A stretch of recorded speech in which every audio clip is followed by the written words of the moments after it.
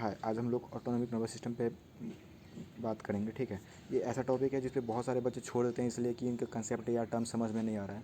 तो आज हम सारे कंसेप्ट को अच्छे से समझने की कोशिश करेंगे। यहाँ पे 5 मिनट की वीडियो है, पूरे अच्छे से आप थॉरो अप रहिए। ठीक है, आप यहाँ से बहुत कुछ लेके जाने वाले हैं। तो स्टार्ट करते हैं।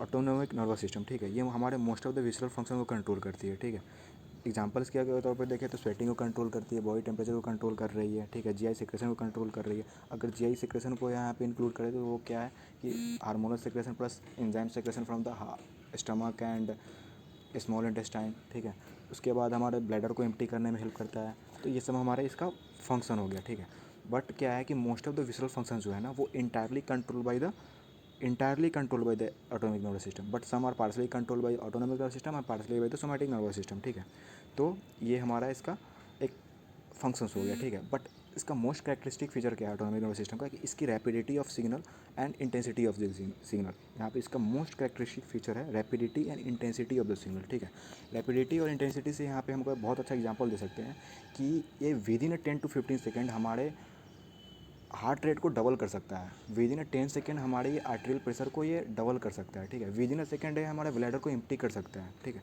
तो इसकी जो ये कैरेक्टरिस्टिक ये जो फीचर है ना रैपिडिटी ऑफ सिग्नल और इंटेंसिटी ऑफ सिग्नल, ये बहुत ही कैरेक्टरिस्टिक फीचर है इसकी। ठीक है, तो कैरेक्टरिस्टिक फीचर मतलब सिर्फ इसी की फीचर है। ठीक है, तो फिर आगे हम चलते हैं कि ये इसके सेंटर्स कहाँ कहाँ प्रेजेंट है। ठीक है, ऑटोनॉमिक नर्वस सिस्टम के सेंटर कहाँ प्रेजेंट है। तो हम जनरली जानते हैं कि इसके सेंटर्स सीएनएस में प्रेजेंट होंगे। CNS include brain plus spinal cord.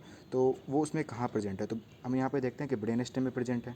ठीक है, स्पाइनल कॉर्ड पे प्रेजेंट है, हाइपोथैलेमस प्रेजेंट है, लिम्बिक कॉर्टेक्स जो सेरेब्रल कॉर्टेक्स का पार्ट है वहाँ पे प्रेजेंट है। ठीक है, अब यहाँ से हो सकता है कि क्वेश्चन आ जाए कि इससे ऑटोनॉमिक नर्वस सिस्टम से रिलेटेड रिफ्लेक्स का नाम बताया जाए। ठीक है, तो विसरल रिफ्लेक्स ये कैसे काम करता है थोड़ा जान लेते हैं। ठीक है, तो ये काम कैसे करता है कि जैसे कोई सब conscious reflex sensory signal generate हुआ हमारे जीआई ट्रैक्ट में। ठीक है, तो वहाँ से वो ऑटोनॉमिक गैंग्लिया के पास जाएगा। गैंग्लिया को हम बताएंगे आपको थोड़ी देर में नेक्स्ट स्लाइड में। ठीक है, तो वहाँ से गैंग्लिया के पास गया, फिर वहाँ से ब्रेन स्टेम के पास गया। ठीक है, ब्रेन स्टेम से हाइपोथैलेमस के पास गया। ठीक है, हाइपोथैलेमस से direct return back to the जैसे एज अ रिफ्लेक्स में होता है, नॉर्मल रिफ्लेक्स में हम लोग पढ़े हुए हैं। ठीक है, उससे डायरेक्ट वो हमारे विजुअल ऑर्गन के पास आ गया जहाँ पे वो एक्ट करना है। ठीक है, तो ये तो हमारा हो गया ऑटोनॉमिक नर्वस सिस्टम से हमारा रिलेटेड विसरल रिफ्लेक्स। ठीक है, नेक्स्ट बात करते हैं इसके टाइप्स पे। ठीक है, इफरेंट जो ऑटोनॉमिक नर्वस फाइबर्स हैं, ठीक है, उसका कितने टाइप्स होते हैं, उसके 2 टाइप होते हैं, सिंपैथेटिक एंड पारासिम्पैथेटिक। इफरेंट ऑफरेंट में आपको दिक्कत है तो इफरेंट को हम ऐसे समझ सकते हैं कि ये इफरेंट है, स्पाइनल कॉर्ड है। ठीक है, और इससे इससे जो जा रहा है फाइबर वो इफरेंट है और इसके पास जो आ रहा है वो ऑफरेंट है। ठीक है, तो ये हम सिंपल सा समझ सकते हैं कि इफरेंट और ऑफरेंट में क्या अंतर होता है। ठीक है, तो नेक्स्ट पे चलते हैं कि हम कुछ टर्म समझ लेते हैं इससे रिलेटेड। ठीक है, तो मेनली क्या समझना है कि अपने को गैंग्लिया क्या होता है, प्री गैंग्लिया क्या होता है, पोस्ट गैंग्लिया क्या होता है। ठीक है, तो गैंग्लिया क्या होता है ना कि वो collection of cell body outside the CNS होता है। ठीक है, जैसे न्यूरॉन है। ठीक है, तो न्यूरॉन के पास क्या होंगे, सेल बॉडी होंगे, एक्सॉन होंगे, डेंड्राइट होंगे। तो सेल बॉडी का जो कलेक्शन है outside the CNS means spinal cord और ब्रेन को हटा करके बॉडी में कहीं और पे हमें कलेक्शन ऑफ सेल बॉडी मिल रही है न्यूरॉन्स का, तो उस कलेक्शंस को क्या कहेंगे, हम गैंग्लिया कहेंगे। और यही कलेक्शंस अगर हमें सीएनएस में मिल रहा है तो उसको कहेंगे न्यूक्लियाई। ठीक है, तो ये हो गया हमारा गैंग्लिया को हम समझ लिए। ठीक है, अब हम समझते हैं कि प्री गैंग्लिया क्या है, पोस्ट गैंग्लिया क्या है। ठीक है, pre ganglia means post ganglia means नाम से समझ सकते हैं। प्री गैंग्लिया मतलब गैंग्लिया से पहले, पोस्ट गैंग्लिया मतलब गैंग्लिया के बाद। यहाँ पे आपको गैंग्लिया दिख रहे हैं, राउंड राउंड टाइप के गैंग्लिया दिख रहे होंगे, ये राउंड राउंड टाइप के गैंग्लिया। ठीक है, तो इस गैंग्लिया से पहले कुछ आपको नर्व फाइबर दिख रहे होंगे। ठीक है, ये कुछ नर्व फाइबर दिख रहे होंगे। गैंग्लिया के बाद कुछ नर्व फाइबर दिख रहे होंगे। ठीक है, तो जो पहले दिख रहे हैं वो क्या है, प्री गैंग्लियोनिक फाइबर। जो बाद में दिख रहे हैं वो क्या है, पोस्ट गैंग्लियोनिक फाइबर। ठीक है, अगला टर्म पे चलते हैं, पारावर्टिब्रल एंड प्री वर्टिब्रल गैंग्लिया। ठीक है, तो पारावर्टिब्रल क्या है ना कि जस्ट ये स्पाइनल कॉर्ड है हमारा, इस स्पाइनल कॉर्ड के बगल में आप देख रहे होंगे कि एक चेन्स ऑफ गैंग्लिया है। ठीक है, ये चेन्स ऑफ गैंग्लिया आपको दिख रहा है। ठीक है, तो इस चेन्स ऑफ गैंग्लियास को हम क्या कहते हैं, पैरावर्टिब्रल सिंपैथेटिक चेन्स ऑफ गैंग्लिया। और आपको कुछ अलग ये सेपरेट दिख रहे हैं गैंग्लिया। ठीक है, इसको क्या कहते हैं हम, प्री वर्टिब्रल गैंग्लिया। ठीक है, फिर हम आगे नेक्स्ट स्लाइड पे चलते हैं। ठीक है, कि सिंपैथेटिक फाइबर्स क्या होते हैं। तो सिंपैथेटिक फाइबर्स जनरली क्या होते हैं ना कि इसकी बहुत इंपॉर्टेंट कैरेक्टरिस्टिक फीचर क्या होती है। ठीक है, कि इसके पास truly post ganglionic and pre ganglionic fibres होते हैं, ठीक है, ट्रूली होते हैं, ठीक है। तो ट्रूली का मतलब आप जब पैरासिम्पैथेटिक हम पढ़ाएंगे तो उसमें बता देते हैं, ठीक है। ये हमारे मोस्ट इंपॉर्टेंट कैरेक्टरिस्टिक फीचर है सिंपैथेटिक फाइबर्स का। इसकी अगर सेल बॉडी को हम देखें, प्री गैंग्लियोनिक फाइबर्स के सेल बॉडी को देखें कि लोकेशन देखें, तो वो कहाँ पे लोकेटेड होगी हमारी intermedio horn of the spinal cord, intermedio horn of the spinal cord. ये उतनी इम्पॉर्टेंट नहीं है, इसको आप इसको छोड़ भी सकते हैं, ठीक है। नेक्स्ट आते हैं हम इसके कोर्सेज पे, ठीक है। तो जैसे कि क्या है कि सिंपैथेटिक फाइबर्स कितने नंबर से कितने नंबर के स्पाइनल कॉर्ड से निकलते हैं, तो ये T1 से लेकर के L2 तक जो स्पाइनल कॉर्ड फाइबर्स निकल रहे हैं, ठीक है, वहाँ से ही हमारे स्पाइनल सिंपैथेटिक फाइबर्स निकलते हैं, ठीक है। जैसे ही ये हमारे वेंट्रल रूट से निकलते हैं, ठीक है, वैसे ही ये स्पाइनल फाइबर से अलग हो जाते हैं, ठीक है। स्पाइनल फाइबर से अलग होकर के ये हमारे पास कहाँ पे आएंगे, सिंपैथेटिक पारा vertebral sympathetic chains of ganglia में इंटर करेंगे, ठीक है।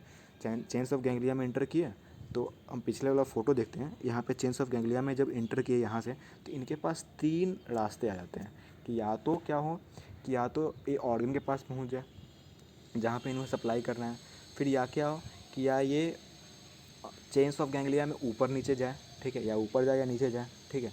या तीसरा क्या हो कि ये जो हमारे प्री वर्टिब्रल गैंग्लिया है, आपको यहाँ पे दिख रहा होगा प्री वर्टिब्रल गैंग्लिया, तो पारा वर्टिब्रल गैंग्लिया से प्री वर्टिब्रल गैंग्लिया के पास है। तो हमारे पास यहाँ पे 3 कोर्सेस ऑफ सिंपैथेटिक फाइबर्स का आ जाएगा कि ये 3 कोर्सेस में ले सकता है। या तो क्या सकता है कि ऑर्गन के पास चला जाए, या ऊपर नीचे चेन्स ऑफ में चला जाए, या क्या जाए कि प्री वर्टिब्रल पारा वर्टिब्रल से प्री वर्टिब्रल के पास चला जाए, ठीक है। उसके बाद देखेंगे कि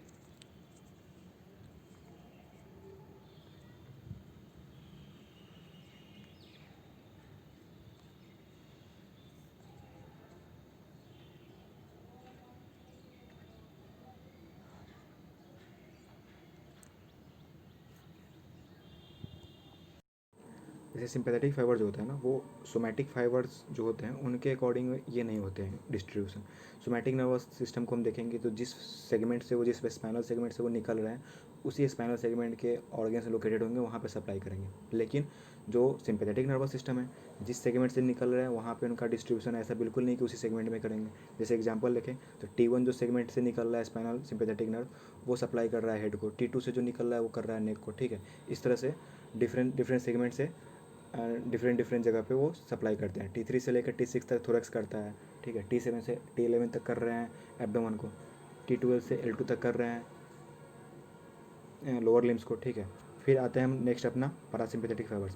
parasympathetic activity mainly cranial nerve third जो है, 7th है, 9th है, ठीक है, 10th है, या S2 S3 सेगमेंट है, ये सप्लाई करता है, शो करता है, ठीक है।